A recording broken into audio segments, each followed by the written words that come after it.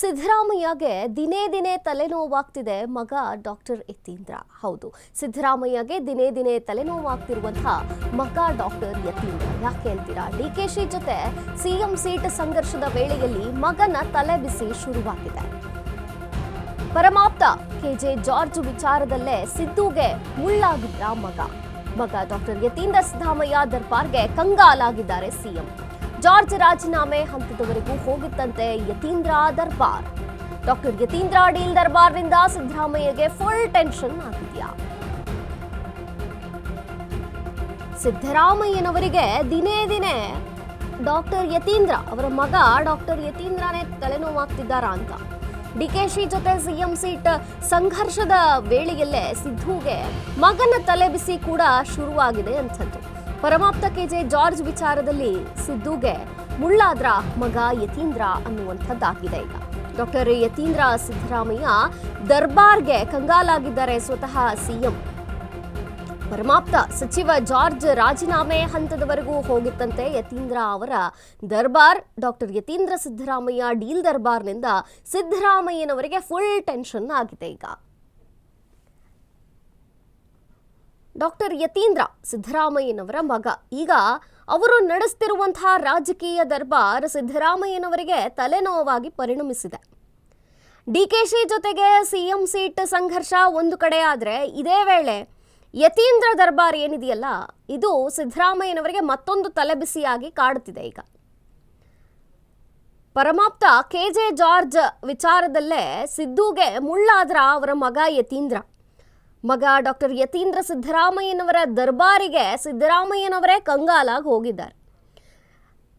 K J George ಸಿದ್ದರಾಮಯ್ಯನವರ ಪರಮಾಪ್ತರು. ಆದರೆ doctor Yathindra ಮಾಡ್ತಿರುವಂತಹ ಈ ದರ್ಬಾರ್ನಿಂದ ರಾಜೀನಾಮೆ ಹಂತದವರೆಗೂ ಹೋಗಿತ್ತಂತೆ ಕೆಜೆ ಜಾರ್ಜ್ ಅವರ ಸ್ಥಿತಿ. ಡಾಕ್ಟರ್ ಯತೀಂದ್ರ ಸಿದ್ದರಾಮಯ್ಯನವರ ಡೀಲ್ ದರ್ಬಾರ್ನಿಂದ ಸಿದ್ದರಾಮಯ್ಯನವರಿಗೆ ಈಗ ಫುಲ್ ಟೆನ್ಷನ್ ಆಗೋಗಿದೆ.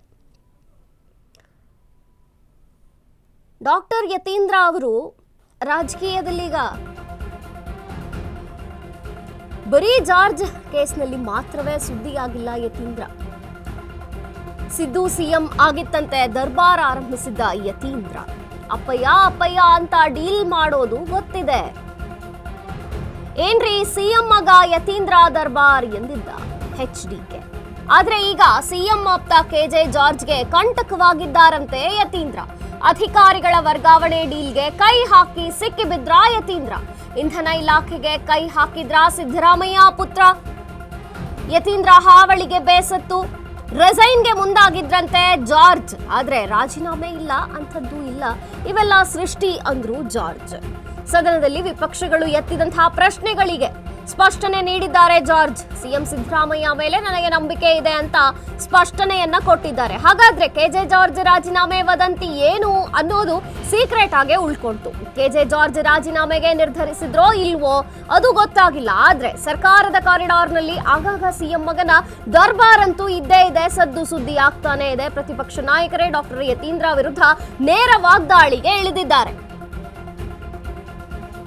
ಬರೀ ಜಾರ್ಜ್ ಕೇಸ್ನಲ್ಲಿ ಮಾತ್ರ ಅಷ್ಟೇ ಸುದ್ದಿ ಆಗಿಲ್ಲ ಯತೀಂದ್ರ. ಅಧಿಕಾರಿಗಳನ್ನ ಟ್ರಾನ್ಸ್ಫರ್ ಮಾಡೋದಾಗಿರಬಹುದು, ಅಥವಾ ಅಧಿಕಾರಿಗಳ ಎತ್ತಂಗಡಿಯಲ್ಲೂ ಹಸ್ತಕ್ಷೇಪ ಇದೆ ಅಂತ ಕೇಳಿ ಬರ್ತಿದೆ. ಅಪ್ಪಯ್ಯ ಅಂತ ಅನ್ಕೊಂಡೇ ಡೀಲ್ ಮಾಡ್ತಿದ್ದಾರಾ ಅಂತ. ಏನ್ರಿ ಸಿಎಂ ಮಗ ಯತೀಂದ್ರ ದರ್ಬಾರ್ ಎಂದಿದ್ದ HDK. ಆದ್ರೆ ಈಗ ಸಿಎಂ ಆಪ್ತ ಕೆಜೆ ಜಾರ್ಜ್ಗೆ ಕಂಟಕವಾಗಿದ್ದಾರಂತೆ ಯತೀಂದ್ರ. ಅಧಿಕಾರಿಗಳ ವರ್ಗಾವಣೆಯಲ್ಲೂ ಆ ಡೀಲ್ನಲ್ಲೂ ಸಿಕ್ಕಿಬಿದ್ರ ಯತೀಂದ್ರ ಅಂತ ಈಗ ಅನುಮಾನ ಮೂಡ್ತಿದೆ. ಇಂಧನ ಇಲಾಖೆಗೂ ಕೈ ಹಾಕಿದ್ರ ಸಿದ್ದರಾಮಯ್ಯನವರ ಪುತ್ರ. ಯತೀಂದ್ರ ಹಾವಳಿಗೆ ಬೇಸತ್ತು ರಿಸೈನ್ ಮಾಡಕ್ ಮುಂದಾಗಿದ್ರಂತೆ ಜಾರ್ಜ್ ಅವರು. ಆದ್ರೆ ರಾಜೀನಾಮೆ ಇಲ್ಲ, ಅಂಥದ್ದೇನೂ ಇಲ್ಲ, ಇವೆಲ್ಲ ಸೃಷ್ಟಿ ಅಂತ ಅಂದ್ರು ಹೇಳಿಕೆ ಕೊಟ್ಟಿದ್ದಾರೆ. ಸದನದಲ್ಲಿ ವಿಪಕ್ಷಗಳು ಪ್ರಶ್ನೆ ಮಾಡಕ್ ಶುರು ಮಾಡಿತು. ಇದೇ ಸಂದರ್ಭದಲ್ಲಿ ಅಂಥದ್ದೇನೂ ಇಲ್ಲ ಅಂತ ಹೇಳಿದ್ರು. ಜಾರ್ಜ್ ಅವರು ರಾಜೀನಾಮೆ ಕೊಟ್ಟಿದ್ರು. ಟಿವಿ ಮಾಧ್ಯಮಗಳಲ್ಲಿ ಏನ್ ಸುದ್ದಿ ಬರ್ತಾ ಇದೆ ಅಂತ ಕೇಳಿದ್ರೆ, ಜಾರ್ಜ್ ಅವರು ರಾಜೀನಾಮೆ ಕೊಟ್ಟಿದ್ದಾರೆ. ಸಿಎಂ ಅವರ ಹಸ್ತಕ್ಷೇಪ ಜಾಸ್ತಿ, ಸಿಎಂ ಅವರ ಮಗನ ಹಸ್ತಕ್ಷೇಪ ಆಗಿದ್ರಿಂದ ಜಾರ್ಜ್ ರಾಜೀನಾಮೆ ಕೊಟ್ಟಿದ್ದಾರೆ ಅಂತ ಟಿವಿ ಹೇಳಿ ಬರ್ತಾ ಇದೆ. ಇದೊಂದು ಮುಗಿಲಪ್ಪ ಹಾಗಾಗಿ ಇಲ್ಲಿ. ಸದನದಲ್ಲೇ ಇದ್ದಾರೆ, ಸ್ಪಷ್ಟ ಮಾಡ್ಲಿ ಅಂತ ಆಯ್ತು, ಅಷ್ಟೇ. ಇಲ್ಲಿ ಇದೊಂದು ಬರುವ ನಿಮ್ದು ಬೇರೆ ಕಥೆ. ಒಂದ್ ಸೆಕೆಂಡ್ ಜಾರ್ಜ್, ನೀವು ಇದು ಲಿಖಿತ ಉತ್ತರ ಮುಗಿಸಿ. ನಾನೇನು ಆರೋಪ ಮಾಡ್ಲಿಲ್ಲ, ಲಿಖಿತ ಹೌದಾ ಅಂತ ಕೇಳಿ ಸ್ಪಷ್ಟ ಎಂತ ಮಾಡ್ಲಿ ಕೇಳಿ? ಇದ್ದಾರಲ್ಲ. ಸನ್ಮಾನ್ಯ ಸಭಾಧ್ಯಕ್ಷ ಇದು ಮುಗಿಸಿ. ಇದು ಹೇಳ್ತೀನಿ ನಾನು. ಅದು first ಹೇಳ್ಬಿಡಿ. ಇದಾದ್ಮೇಲೆ ಅದಕ್ಕೆ ಉತ್ತರ ಆಯ್ತು, ಫಸ್ಟ್ ಇದೆ ಹೇಳ್ಬಿಡಿ. ಅಲ್ಲ ಕೊಡ್ಬೇಕಲ್ಲ. ಒಂದ್ ಸೆಕೆಂಡ್, ಅವ್ರು ಏನ್ ರೈಸ್ ಒಂದ್ ಸೆಕೆಂಡ್. ಈಗ ಹೇಳ್ತೀನಿ. ದಿನಾಂಕ 29/1/26 ಮೂರನೇ ಪಟ್ಟಿಯಿಂದ ಸದನದಲ್ಲಿ ಲಿಖಿತ ಮೂಲಕ ಉತ್ತರಿಸುವ 193 ಪ್ರಶ್ನೆಗಳ ಪೈಕಿ 20 ಪ್ರಶ್ನೆಗಳ ಉತ್ತರಗಳನ್ನು ಸದನದಲ್ಲಿ ಮಂಡಿಸುತ್ತಿದ್ದೇನೆ. ಸನ್ಮಾನ್ಯ ಸಭಾಧ್ಯಕ್ಷರೇ, ಓಕೆ, ಅವರು ಟಿವಿಯಲ್ಲಿ ನೋಡಿದ್ದಾರೆ ಅಂತ ಹೇಳಿದ್ದಾರೆ. ನಾನೇನಾದ್ರೂ ಟಿವಿಯಲ್ಲಿ ಹೇಳಿದಿನ? ಇಲ್ಲ. ನಾನು ಯಾವುದೇ ರಾಜೀನಾಮೆ ಪ್ರಶ್ನೆ ಉದ್ಭವಿಸೋದಿಲ್ಲ, ಆ ತರ ಏನಿಲ್ಲ. ಸಂಪೂರ್ಣವಾದ ನಂಬಿಕೆ ನಮ್ಮ ಮುಖ್ಯಮಂತ್ರಿ ಮೇಲೆ ನಮಗಿದೆ, ಗೊತ್ತಾಯ್ತಲ್ಲ. ನಿನ್ನೆ ಸಮೇತ ನಮ್ಮ CLP ಮೀಟಿಂಗ್ ಇತ್ತು. ನೀವು ಯಾವ್ದಕ್ಕೆ ಕೇಳ್ಬಿಟ್ಟು ನನಗೆ ಗೊತ್ತಿಲ್ಲದ ವಿಚಾರ ನೀವು ನಮಗೆ ಬೇಕು ಸರ್, ಅದಕ್ಕೆ ಕೇಳ್ತಾ ಇರೋದು. ನೀವು ನಮಗೆ ಬೇಕು. ಅದು ಸತ್ಯಕ್ಕೆ ದೂರ. ನಾನು ಟಿವಿನಲ್ಲಿ ಬಂದಿದ್ದೀನಿ, ಉಲ್ಲೇಖ ಮಾಡ್ತಾ ಇದ್ದೀನಿ. ಏನಾಗಿದೆ ಟಿವಿ ಅವರಿಗೆ ಹೇಳ್ತೀನಿ. ಒಂದ್ ನಿಮಿಷ. ಮೊದಲು ಹಳೆ ಕಾಲದಲ್ಲಿ ಬೆಳಗ್ಗೆ ಒಂದು ನ್ಯೂಸ್, ಮಧ್ಯಾಹ್ನ ಒಂದು ನ್ಯೂಸ್, ಸಾಯಂಕಾಲ ಒಂದು ನ್ಯೂಸ್, 3 ನ್ಯೂಸ್ ಇತ್ತು. ಈಗ 1 ಗಂಟೆಗೆ ಬ್ರೇಕಿಂಗ್ ನ್ಯೂಸ್ ಬರಬೇಕು. ಅವರೇ ಸೃಷ್ಟಿ ಮಾಡ್ತಾ ಇದ್ದಾರೆ. ಅವ್ರು ತೋರಿಸಿ ಎಲ್ಲಿ ನಾನು ಹೇಳಿದ್ದೀನಿ ಬಿಟ್ಟು. ಅವ್ರಿಗೆ ಬೆಳಗ್ಗೆ ಸಾಯಂಕಾಲ ನ್ಯೂಸ್ ಬೇಕು, ಅದಕ್ಕೆ ಈ ತರ ಮಾಡ್ತಿದ್ದಾರೆ. ದಯವಿಟ್ಟು ಒಂದು ಮಾತು ಕೇಳಿದನ್ನ, ನಾನು ಆ ತರ ಯಾವ ವಿಚಾರದ ರಾಜೀನಾಮೆ ಕೊಡ್ಲಿಲ್ಲ, ಆ ಪ್ರಶ್ನೆ ಉದ್ಭವಿಸಿದ್ರ. ಸಂಪೂರ್ಣವಾದ ನಂಬಿಕೆ ಮತ್ತೆ ಬೆಂಬಲ ಮುಖ್ಯಮಂತ್ರಿ ಅವರೊಟ್ಟಿಗೆ ನಾವೆಲ್ಲ ಇದ್ದೀವಿ. ಓಕೆ. ಟಿವಿ ಮಾಧ್ಯಮಗಳಲ್ಲಿ ಏನ್ ಸುದ್ದಿ ಬರ್ತಾ ಇದೆ ಅಂತ ಕೇಳಿದ್ರೆ, ಜಾರ್ಜ್ ಅವರು ರಾಜೀನಾಮೆ ಕೊಟ್ಟಿದ್ದಾರೆ, ಸಿಎಂ ಅವರ ಹಸ್ತಕ್ಷೇಪ ಜಾಸ್ತಿ, ಸಿಎಂ ಅವರ ಮಗನ ಹಸ್ತಕ್ಷೇಪ ಆಗಿದ್ರಿಂದ ಜಾರ್ಜ್ ರಾಜೀನಾಮೆ ಕೊಟ್ಟಿದ್ದಾರೆ ಅಂತ ಟಿವಿ ಹೇಳಿ ಬರ್ತಾ ಇದೆ. ಇದೊಂದು ಮುಗಿಲಪ್ಪ ಇಲ್ಲಿ. ಸದನದಲ್ಲೇ ಇದ್ದಾರೆ, ಸ್ಪಷ್ಟ ಮಾಡ್ಲಿ ಅಂತ ಆಯ್ತು, ಅಷ್ಟೇ. ಇಲ್ಲಿ ಇದೊಂದು ಬರುವ ನಿಮ್ದು ಬೇರೆ ಕಥೆ. ಒಂದ್ ಸೆಕೆಂಡ್, ಒಂದ್ ಸೆಕೆಂಡ್. ಜಾರ್ಜ್, ನೀವು ಇದು ಲಿಖಿತ ಉತ್ತರ ಮುಗಿಸಿ. ನಾನೇನು ಆರೋಪ ಮಾಡ್ಲಿಲ್ಲ, ಲಿಖಿತ ಹೌದಾ ಅಂತ ಕೇಳಿ ಸ್ಪಷ್ಟ ಎಂತ ಮಾಡ್ಲಿ ಕೇಳಿ? ಇದ್ದಾರಲ್ಲ. ಸನ್ಮಾನ್ಯ ಸಭಾಧ್ಯಕ್ಷ ಇದು ಮುಗಿಸಿ. ಇದು ಹೇಳ್ತೀನಿ ನಾನು. ಅದು first ಹೇಳ್ಬಿಡಿ. ಇದಾದ್ಮೇಲೆ ಅದಕ್ಕೆ ಉತ್ತರ ಆಯ್ತು, ಫಸ್ಟ್ ಇದೆ ಹೇಳ್ಬಿಡಿ. ಅಲ್ಲ ಕೊಡ್ಬೇಕಲ್ಲ. ಒಂದ್ ಸೆಕೆಂಡ್. ಹೆಚ್ಚಿನ ಮಾಹಿತಿಯನ್ನ ಕೊಡ್ತಾರೆ ನಮ್ಮ ಪ್ರತಿನಿಧಿ ದೀಪಾ. ಈಗ KJ ಜಾರ್ಜ್ ಅವರೇ ಹೇಳಿದ್ದಾರೆ, ಆ ಥರ ಏನಿಲ್ಲ, ನಾನೇನು ರಾಜೀನಾಮೆಯನ್ನು ಕೊಡೋಕ್ಕೆ ಮುಂದಾಗಿರಲಿಲ್ಲ, ಪಕ್ಷದಲ್ಲಿ ಎಲ್ಲ ಸರಿಯಾಗಿ ಇದೆ ಅನ್ನೋ ರೀತಿಯಲ್ಲಿ ಮಾತನಾಡ್ತಿದ್ದಾರೆ. ಆದರೆ ವದಂತಿ ಅಂತೂ ಇದೆ, KJ ಜಾರ್ಜ್ ಅವರೇ ರಾಜೀನಾಮೆ ಕೊಡೋಕ್ಕೆ ಮುಂದಾಗಿದ್ರು ಅಂತ. ಏನಿದೆ ಮಾಹಿತಿ ದೀಪಾ?